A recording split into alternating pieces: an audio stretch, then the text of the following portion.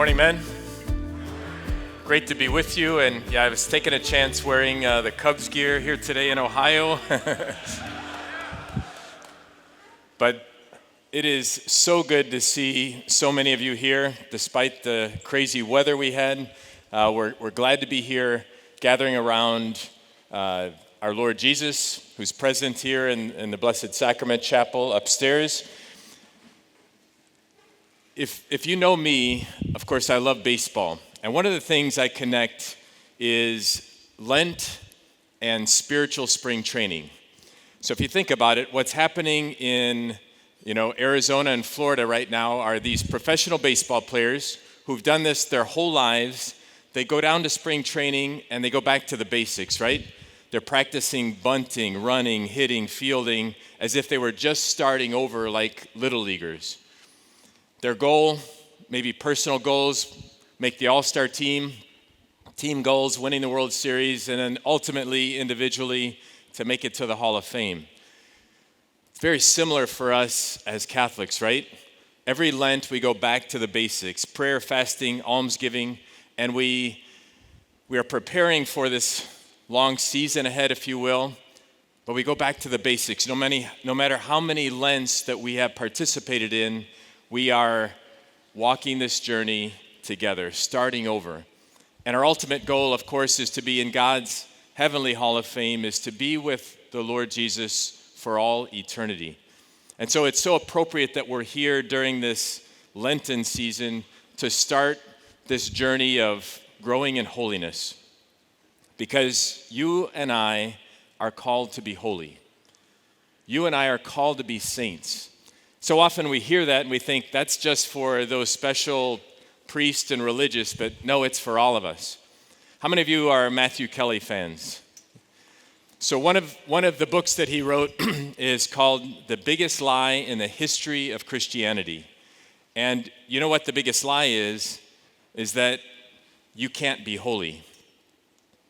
And he says that every single one of us not only are called to be holy, but we can be holy, making good decisions one moment at a time. It led to another one of his books that was Holy Moments.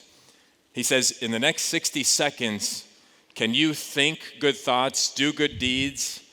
You say, I can do that for 60 seconds. He said, okay, repeat it. And all of a sudden, you've got a holy minute, a holy hour, a holy day, week, year, and of course, eventually you start to live a holy life. But it's all done living in the present moment. I had the opportunity almost 2 years ago to walk the Camino of Santiago in Spain. Life-changing experience. How many of you have done that? Anybody? If you haven't, put it on your bucket list. And people ask me, what was the biggest takeaway from that walk? So we were about 3 or 4 weeks into the 5-week journey, 515 miles, and I was getting a craving for a smoothie for some reason. And as you walk the Camino, there are different stands set up along the way. And, they have bananas and nuts and fruit and all kinds of things. And I saw this one stand and it had some bananas. So I stopped there and this man walks out from the house and he was an American.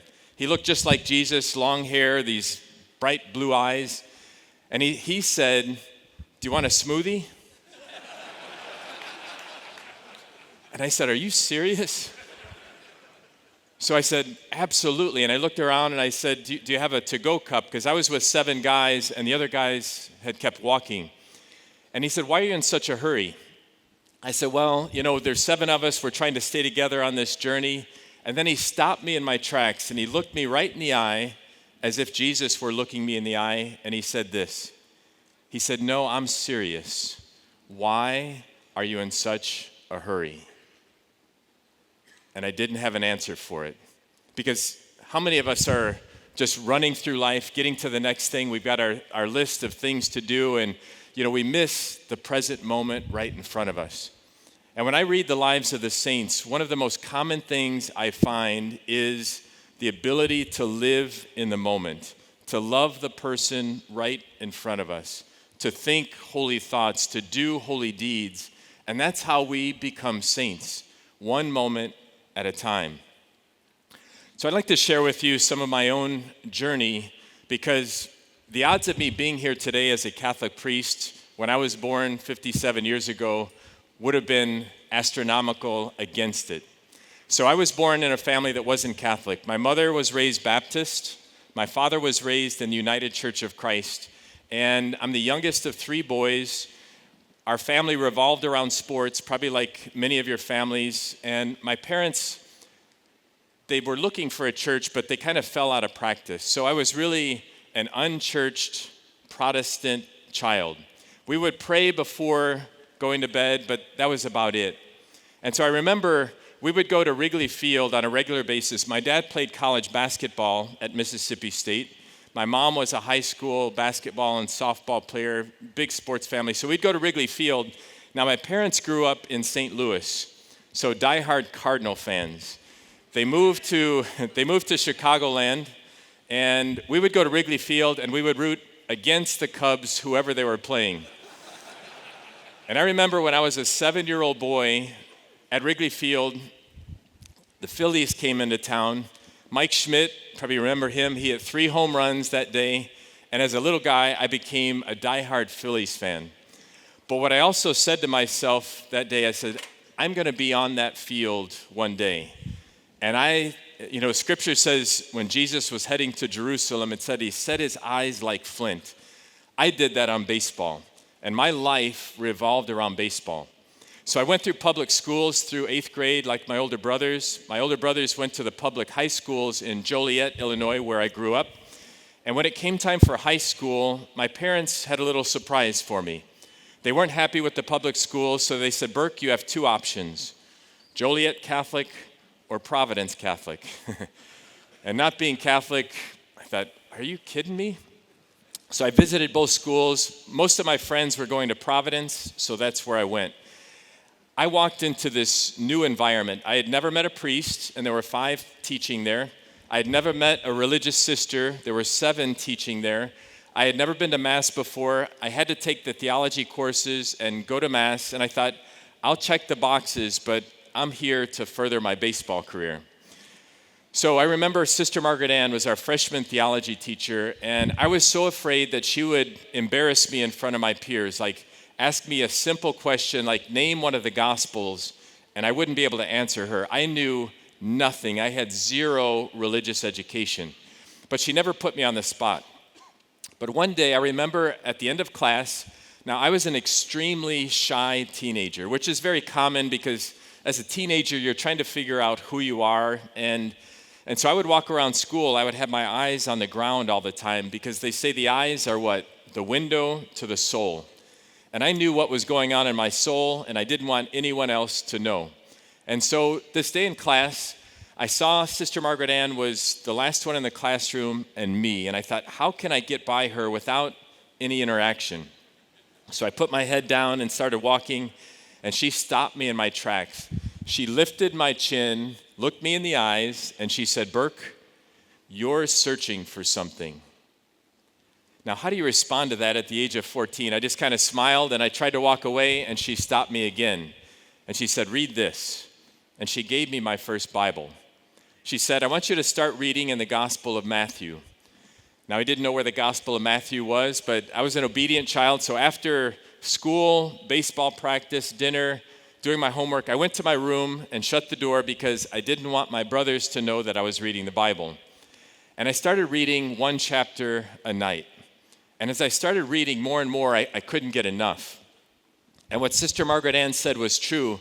Not only was I searching for something, but I was searching for someone. And I found him. And I couldn't get enough. And when they started talking about, in the scriptures, Jesus' passion, death, and resurrection, I thought to myself, if this is true, and that's a big if, but if it's true, I'm going to follow him wherever he leads me.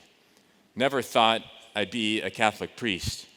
And so I would go to the all-school masses at Providence, and they would teach us that, the host that they receive at Mass was the body, blood, soul, and divinity of Jesus. And I thought, how can that be? Now, I was a math and science guy. I'm very empirical. I want to have proof, and I didn't believe. And so I'd go to the all-school masses in the gym. You can imagine about 1,200 students there. And they never taught us, this sign to come up and get a blessing. So as a non-Catholic, I just stayed in the bleachers and watched as my friends reverently went forward for communion. And I thought, again, why are they so reverent? It's just a piece of bread, or so I thought. Well, my junior year, I went on a retreat. And at the end of the retreat, there was a mass and a visiting priest. He didn't know me. I didn't know him. There were 20 guys at the retreat, so he gathered us around the altar for communion. And he started going around the semicircle with communion. He started over here. I was over there. The body of Christ, the body of Christ, the body of Christ. I was getting really nervous because I didn't know what to do. And so as he stood before me and he said, the body of Christ, I opened my mouth to say, I'm not Catholic. But before the words came out, in went my first communion. Now I know that's not recommended and I'm not recommending it, but that moment, that accident changed my life. It was so powerful that I knew instinctively that this was the body of Christ. It was so powerful, I went home that night to my Protestant parents and I said, I have to join the Catholic Church. And they said, slow down. So my parents had always told us that when we were 18, they would support us in our decision to follow a faith as long as we had prayed about it and we studied the faith. And so I took one-on-one instructions with Father Mike at Providence from my junior to senior year.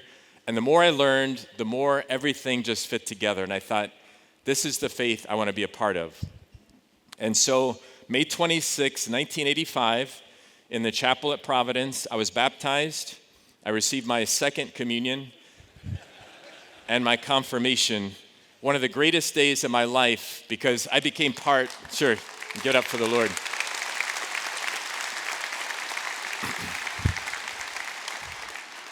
I was so happy to be one of the 1.2 billion Catholics in the world and never in my wildest dreams imagined being a priest because remember, I had a one-track mind on baseball. So I was named All-State my junior and senior year at Providence, and I received a scholarship to play baseball at Mississippi State University. So is somebody from State here? All right, we got one. Anybody else? That's amazing at Ohio. So on my recruiting trip, my final three choices were Northwestern. I went there. Joe Girardi was my host. It snowed like today. I said, I'm sick of the snow. Crossed it off the list.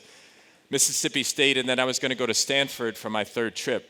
I get down to Starkville, Mississippi. Playing for Mississippi State was Will Clark, Rafael Palmeiro, Bobby Thigpen, and Jeff Brantley, all future major leaguers.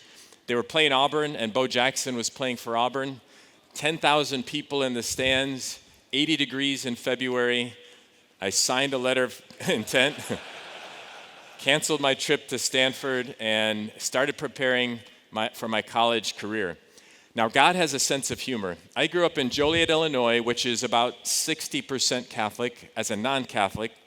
Now I become Catholic, and I find myself in the middle of Mississippi, 2% Catholic. So on our baseball team of 40 guys, 2 of us were practicing Catholics. And one of our coaches, who is an evangelical Christian, led a Bible study every Saturday morning, 7 o'clock. I was there every Saturday because I wanted to continue learning about Jesus and the Scriptures. But inevitably, the questions would turn to the Catholics. Why do you Catholics worship Mary? Why do you go to a priest for confession when you can take your sins straight to God? And how in the world can you believe that this is the body and blood of Jesus when it's just a symbol of what Jesus did at the Last Supper? So even though I just had 4 years of a great education, I didn't know how to defend my faith. I didn't know apologetics. So they really made me study my faith. But they also made me doubt my decision to become Catholic. And so I started to go to their churches on Sunday. And I went to the Baptist, Methodist, Lutheran, Pentecostal. I tried them all, and there was something beautiful in every faith. The preaching, the music. But there was always one thing that I was missing. And what was that? The Eucharist. The Eucharist. And so I'd go to their church, and then I'd find myself going back to Mass so I could receive Holy Communion. Now, most kids, when they go to college, they stop going to church, right? I'm going to church twice every Sunday, so I should have known something was going on. So about 3 months into this, I thought, I'm called to be Catholic, and I always will. I stopped going to the other churches and just stayed going to Mass. I didn't go to daily Mass, but I went to Sunday Mass, and it was a challenge as a college baseball player traveling all over the place, trying to find Masses on the road. But my college career went pretty well. But I learned a very important lesson. It's called RIM, Relationship, Identity, Mission. This is what, if you forget everything else I say, I think this will be one of the most important things in this talk. Relationship, identity, mission. We start with a relationship with God, Father, Son, and Holy Spirit. From there, he reveals to us our identity, as Father said earlier, as a beloved child of God. And then we have a mission in that order. But so often we get it backwards. We start with our mission, from there we get our identity, and then if we have time, we fit in a relationship with God. So when I ask a man, who are you? How do men normally respond?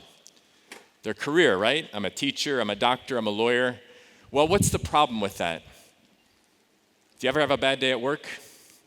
Do you ever switch jobs? Do you ever retire? You know, as chaplain for the Cubs, working with Major League Baseball players, have you ever seen a professional athlete, when they retire, they spiral out of control? It's because they don't know who they are. They've so identified themselves with their career. Now that their career is done, they're saying, who am I? And they start to grasp for things in this world, and we know nothing in this world can fill that infinite void in our hearts. Only God can. And so I learned this the hard way. My mission was to be a baseball player. My identity was, I'm a baseball player. And when I had time, I fit in a relationship with God. Here's an illustration of that. So my freshman year in college, I was a second baseman. Our third baseman was also our closing pitcher. So Coach Polk came to me in the fall, and he said, Burke, when Pete comes in to pitch, I want to move you to third base, and we'll bring in another second baseman. Are you up for that? And I said, sure, Coach, whatever helps the team. And so the first time it happens, we're playing Auburn University at home. Again, 10,000 people in the stands. We're up 5-2 in the ninth inning. Pete comes in to pitch. I move to third, bring in Scott to play second base. So as I'm getting ready, and I never played third base in my life, I look up, and who's up to bat for Auburn? But Frank Thomas. Now, if you don't know Frank Thomas, he's about 6'5", 260 pounds, one of the largest human beings you'll ever see, with an aluminum bat in his hands. Now, I'm playing third base, and I'm praying, and Coach always says, want the ball, never be, surprised, and I'm praying, please don't hit it to me, right? Playing left field almost, and so what does he do? It's a hard ground ball to third base. It was one of those that's spinning so hard you could hear the seams, bounced off my chest. Error on the third baseman, man on first. I'm like, okay, shake this off. Next guy hits a ball to my left, and I glove it, and as I'm transferring the ball, I drop it. First and second, nobody out. Like, okay, shake it off. Next guy hits a ball to my right, and I'm thinking, what, triple play, right? I glove the ball. Now, who's running from second base? Frank Thomas. I bobble it a little bit, and before I can get the ball and step on third, he slides, knocks me on my backside, bases loaded, nobody out. Now these fans, they don't know this Yankee from Adam, and so they're getting restless. Long story short, all three guys come around to score. They tie the game 5-5. I'm running to the third base dugout at the end of the inning, and it felt like 50 miles. It was just about 30 yards. And there was one voice in the crowd of 10,000 that said, we had to go all the way to Illinois to get this guy. We ended up losing the game in 15 innings, and I was responsible for that. Now, this is before the internet. This was 1987. And I called my parents after every game, gave them the play-by-play, as horrible as it was, and I said, I can never recover from this. These people hate me. I quit. My dad very quickly said, stop it. He said, tomorrow's a new day. Dust yourself off and get back out there. And when I reflect on that conversation from my father, it was like God speaking to me and to us in confession, right? Have you ever sinned so badly you think, I can't recover from this. God can't forgive me. I'm done. And you go to confession, and quickly God says, you're forgiven. Your sins are like, drops in his ocean of mercy. And so because I got my identity from my mission as a baseball player, I thought I was a horrible person that day. And my dad's trying to get me to switch that paradigm. Fast forward to my senior year, things got better, fortunately. And ironically, my senior year, so Pete got drafted, our third baseman got drafted as a junior. I was the starting third baseman the whole season. In the regional tournament to get to the College World Series, I got into the proverbial zone, which means as an athlete, everything slowed down and went perfectly. So the first game of the tournament, we played the University of Illinois, my home state, and I went 4 for 5 and we won the game. The next day we played Brigham Young and I went 2 for 3 and we won the game. The next day we were playing Florida State and they were ranked first or second in the nation. And I was 5 for 5 the first 5 times up to bat. Came up in the 9th inning, we're down 8-7, bases loaded. I worked the count to 3-1. And Coach Polk would always give us this sign. He'd just make a circle like it's got to be one pitch, one spot. And I'm thinking, take a pitch. If he walks me, the game's tied, right? And then I stepped out of the box, and you have this internal conversation as a hitter. And I said, what are you thinking? You're on fire. If he throws a strike, swing. So he throws this probably 93-mile-an-hour fastball right down the middle. I swung, and it was one of those that I didn't even feel it off the bat. It was so perfect. And it was, as soon as I hit it, I knew that it was gone. Most of my home runs went right over the fence, but this one was far over the fence. The place went crazy. Grand slam, 6 for 6. We win the game. My teammates carry me off the field. I'm named most valuable player of the tournament. And as I was driving home in Starkville, Mississippi that night, on every marquee, my name was on there, way to go, Burke. And now because I get my identity from my mission, I think, wow, I'm pretty good. A week later, we're in the College World Series in Omaha, Nebraska. The zone was gone. I was 1 for 12 in 3 games. I was terrible again. And, again, now my identity is I'm horrible. Because we get our identity from our mission, it's going to be a wild roller coaster, right? But if we find our identity as beloved sons of God, that identity never changes. No matter if you change jobs, no matter if you retire, God is always calling you from your baptism, his beloved child. And I want you, how many of you know the date of your baptism? We got some here. We all celebrate our birthdays, right? I want you to find out as homework, find out the date of your baptism and celebrate that day just like you do your birthday. Because that's the day your life changed dramatically when God claimed you as his son, and that identity will never leave you unto eternity. During the College World Series, the Major League Draft was happening, and one by one, 8 of my teammates got a call, and my phone was silent. And I thought, what do I have to do to get drafted? We talked to some scouts, and they said, I was a good student, and they said, we didn't know you wanted to play professional baseball. I'm like, why didn't you ask, right? So I came home to Joliet feeling sorry for myself, thinking it's over. And a couple weeks later, the phone rings, and it's the Chicago White Sox. They said, we're going to have a tryout in South Bend, Indiana tonight, and we've had some injuries at the middle infield position, and we're looking for one guy. So I took off for South Bend. There were about 4 of us there. I had a great night. The next day, they signed me to a contract, and I was on a flight to Utica, New York, to begin my professional baseball career. Now, if you follow baseball, the White Sox wear black and white. I say I still get to wear black and white, but my uniform changed a little bit. So I had a pretty good season. At the end of the season, they said, Burke, you do everything well. So they rank baseball players in 5 categories. Hitting for average, hitting for power, running, throwing, and fielding. I did everything well, but they said they were looking for greatness in at least one of those categories. And they said, we're not going to re-sign you. So I went to spring training the next year as a free agent, tried out for a few teams, didn't get a contract, and I finally had to face the fact that my dream was over. And I was devastated because I still found my identity from my mission. And I thought, what am I going to do with my life? And so fortunately, my parents had always told me, have a backup plan.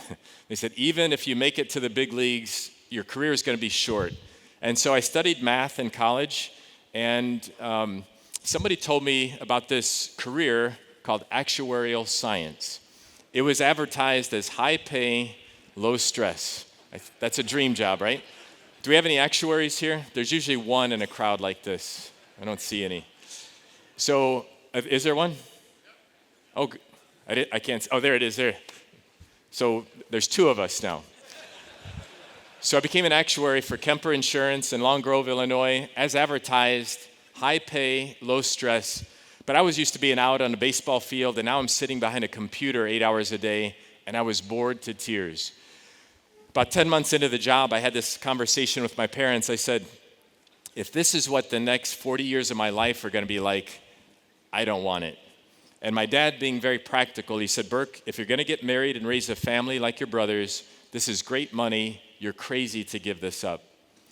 My mother, on the other hand, was less practical. She said, Burke, you're going to work the rest of your life. Do something you enjoy. So I listened to my mother. I quit my job, didn't have a backup plan yet, but I knew I was not called to be an actuary. And so about that time, one of my college counselors called and he said, Burke, do you know you can make a career in the management side of sports? And I said, tell me more. He said, Ohio University in Athens has the best sports administration program in the country. And he said, I encourage you to apply. And it was like the last week of applications.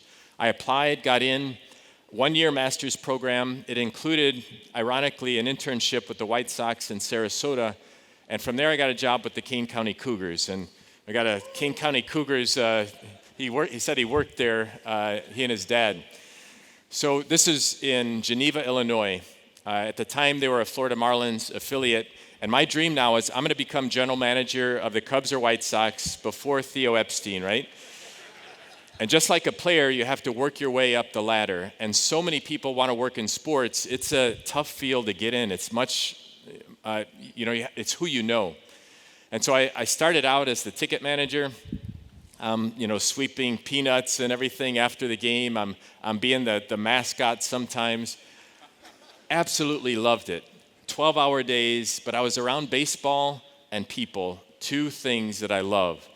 And so 4 years into the job, I had a job offer from the Florida Marlins in their front office in Miami.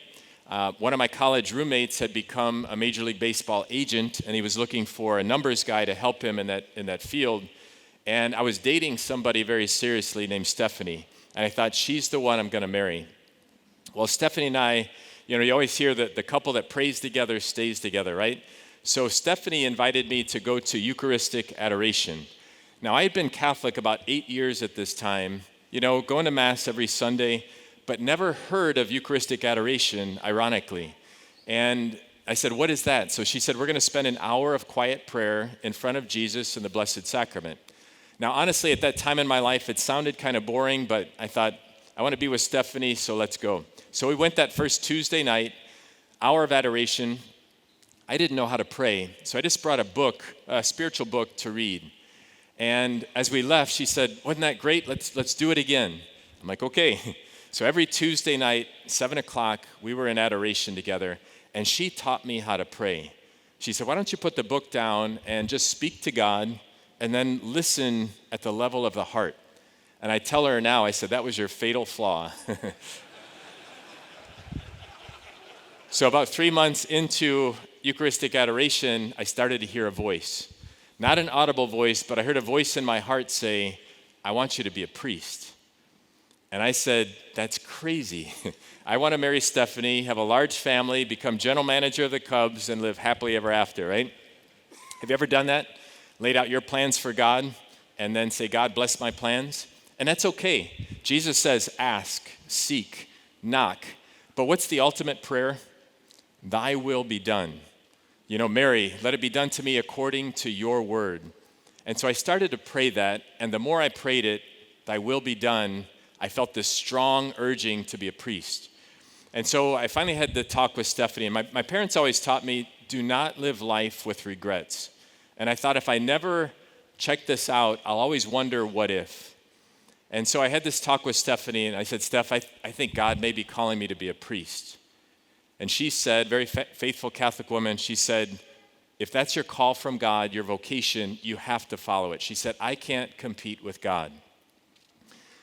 So that night we broke up and I started making preparations to apply for the seminary. And I was on this new path and I felt guilty because, Stephanie was devastated and I was on this new path. So I started in Mundelein Seminary outside of Chicago in 1997, and almost immediately as I walked through the doors, I felt this overwhelming peace. If you want to know where the Holy Spirit's at work in your life, you look for the fruits of the Holy Spirit: peace, joy, love. And I thought, this is probably what God has called me to do. And so 3 months into seminary, I get a call from one of my best friends, Matt, who's a pilot for American Airlines. And he said, Burke, are you happy? I said, Matt, I've never been happier in my life. He said, good, because I was wondering if I could start dating Stephanie.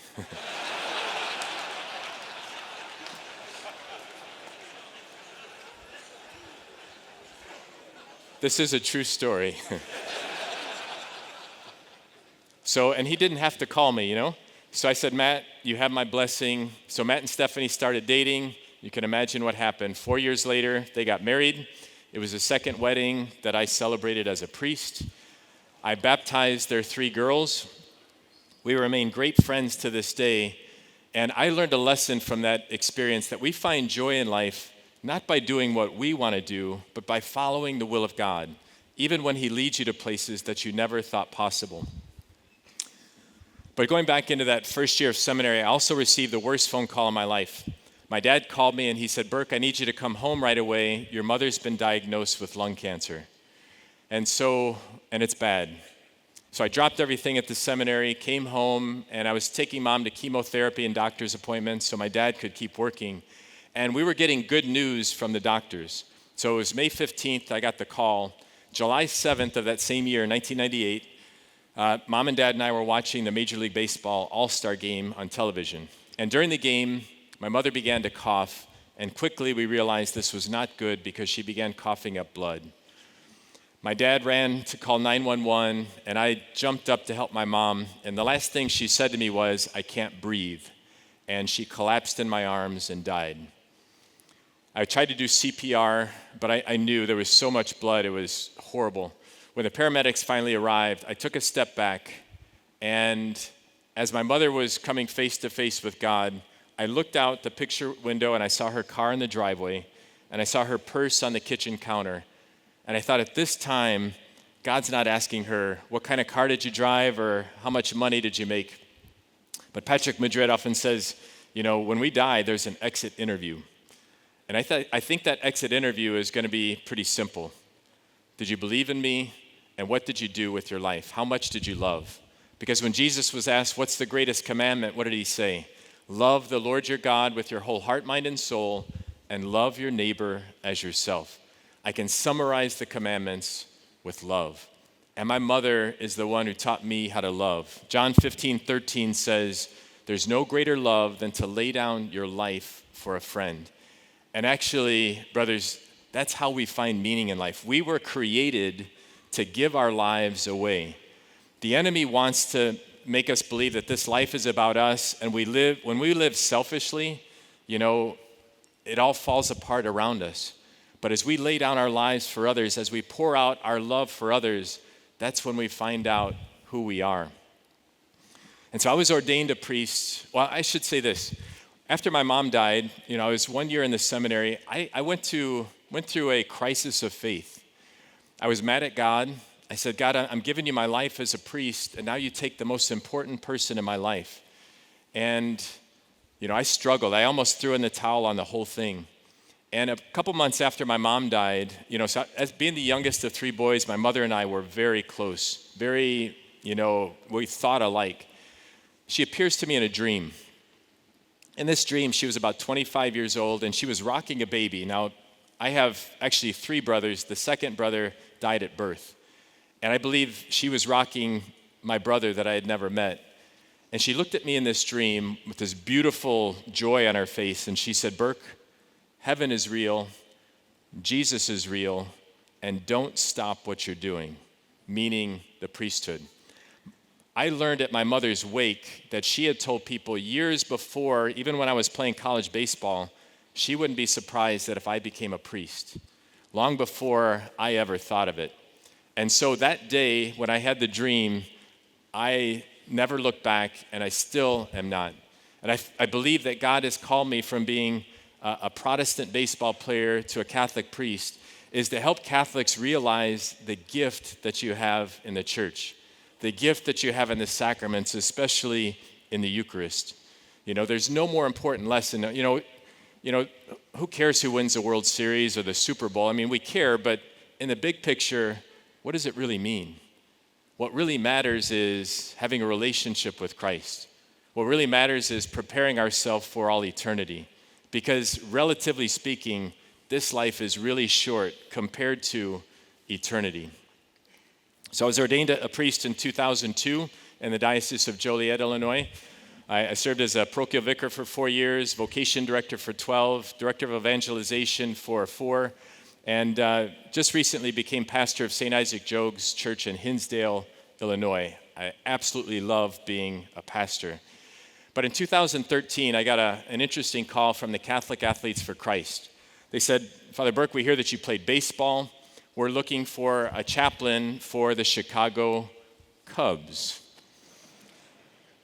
And so I said, I'm in. And so what does a chaplain do for the Chicago Cubs? Basically, I go down on Sunday mornings when they're home, so about twice a month. I celebrate Mass right in the stadium. The backdrop for Mass is Wrigley Field, which is pretty incredible. You might have a $20 million ball player at Mass sitting next to somebody who sells popcorn at the game. And in God's eyes, is there any difference? He doesn't care how much money we make. He doesn't care about our job titles. Those details are important to God, but ultimately speaking, we're all the same. We're all his beloved children. And so 2016, of course, was a pretty good year for Chicago, and Joe Madden now had become the manager for the Cubs. And Joe Madden had gone through Catholic schools all the way through his life, and he said, Father Burke, Catholic priests changed my life, and so you have permission from me to go anywhere you want. The only place you can't be, according to Major League Baseball rules, is in the dugout during the game. He said, in fact, do you want to practice with the team tomorrow? I said, are you serious? So the next morning, I'm like a little kid. I got the full Cubs uniform on. I'd become friends with Miguel Montero, and Joe said, just follow Miguel. So this is down in spring training. And so I'm playing catch with Miguel and just pinching myself of what I'm experiencing. And then batting practice starts. And so we go to there's like 5 different fields. I went with Miguel, and it was the whole starting lineup and me. So it's Bryant and Rizzo and Russell and all those guys. And they're trying to figure out who I am because they'd never seen me in a baseball uniform. They always see me as a priest.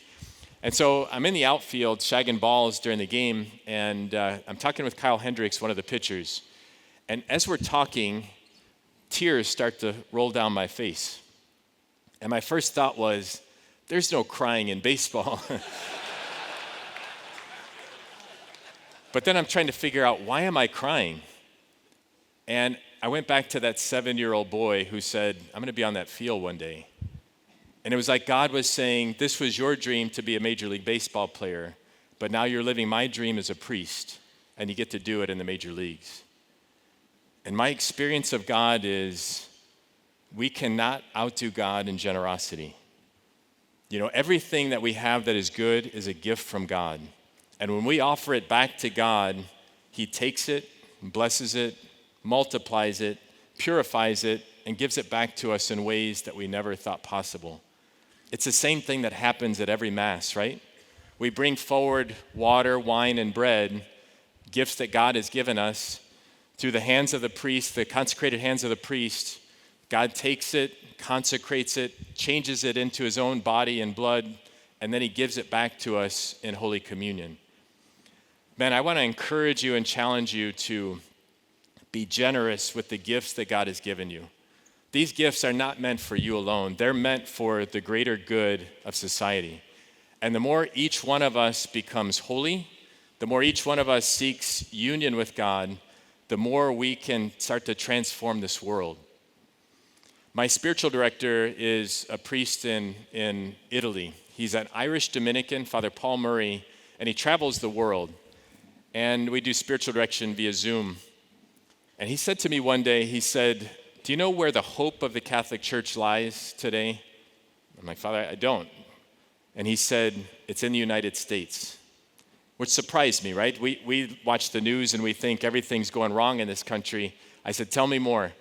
He said, "I travel the world, and the Catholics that I find that are holy, that are in it, so to speak, in the United States, they're all in." And I would imagine there's a bunch of you here that are all in. And he said, Catholics are so innovative that you watch what comes out of the United States. It'll transform the Catholic Church in the world. And what we're experiencing right here is a piece of that hope, that 2,400 guys are coming together. You could be doing a lot of other things on a Saturday morning, but you've chosen to come here to grow in holiness. You've chosen to come here to grow closer to Jesus Christ. You've come here to grow closer to your brothers in Christ. And so I'm going to offer 3 challenges today. Before I do that, people ask me, "Did you get a ring?" So the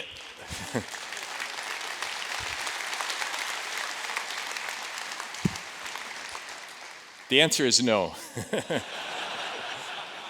So they divided paid employees versus volunteers. I'm a volunteer. So at the time, my seminarians pitched in and bought me this knockoff ring.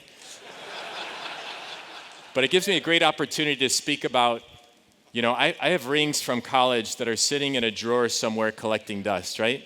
And if I got a ring from the Cubs, it would be fun, but ultimately it would end up in the drawer. I'm not going to celebrate Mass with a big rock on my finger, But what I want is available to all of us. It's called the crown of eternal glory. Nobody can take it away from you.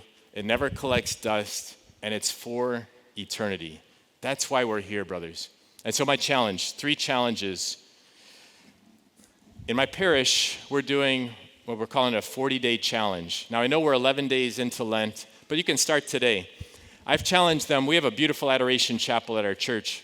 I've challenged them to make a visit to the Blessed Sacrament Chapel once a day for 40 days. Even if it's for 2 minutes, it will change your life. And it just warms my heart to see every time I go into the adoration chapel, there's usually one person, every hour. There's 9, 15, there's 20 people in there in the adoration chapel. I can't wait to see how God transforms them individually, but also our parish through that challenge. And my parish is a high-achieving parish, and so I found out when you challenge high achievers, just like I love playing for coaches that raise the bar because I couldn't wait to try to reach their goal. The second thing is daily Mass. When I went on a Cursillo weekend in 1993, we were challenged to go to daily Mass. I'd never done that before, maybe occasionally. So I was 26 years old. The Monday after the Cursillo, I started to go to daily Mass. Transformative. A week into it, this lady pulled me aside and she said, "Burke, be careful." I said, "What do you mean, be careful?" She said, "That's how my son started." I said, "What do you mean?" She said, "My son's a priest." Now, I don't want to scare you thinking, gosh, if I go to adoration and Mass, I'm going to become a priest. Maybe some of you will. But every single one of us, if you combine Eucharistic adoration and daily Mass, the Lord will transform your hearts in ways that you never imagined. And He will do great things with you as He promised through the power of the Holy Spirit. And the last thing is Paul, Barnabas, and Timothy. In the Scriptures, Paul has Barnabas as a good friend, and then Timothy is somebody that he's mentoring. Paul is somebody that is the mentor. Every single one of us, men, needs somebody that is at least one step ahead of us in the spiritual life to walk this journey with us, to help us take one step closer to Christ. We all need a Barnabas, a good friend who's on equal level with us, that we can go arm in arm in this journey. And then finally, we all need a Timothy, somebody that we can take by the hands and we can mentor one step at a time to help them grow. This combination of having a mentor, a brother, and somebody that we're mentoring is powerful in the spiritual life.